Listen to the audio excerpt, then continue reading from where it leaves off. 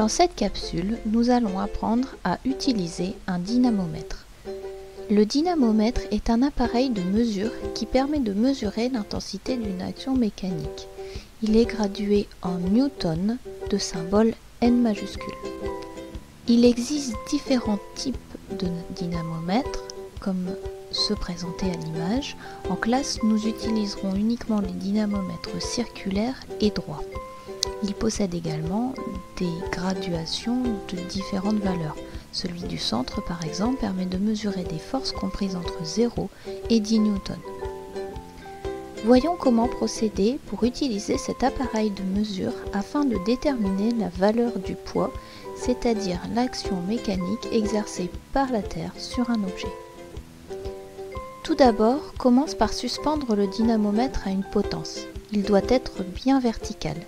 Commence toujours par le dynamomètre qui te permet de mesurer la plus grande valeur.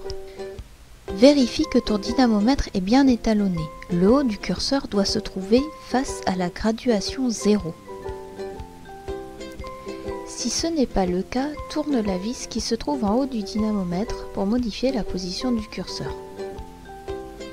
Une fois que ton étalonnage est réalisé, suspends l'objet dont tu veux déterminer le poids au crochet du dynamomètre. Ne lâche pas l'objet, accompagne-le tant que le ressort se détende doucement.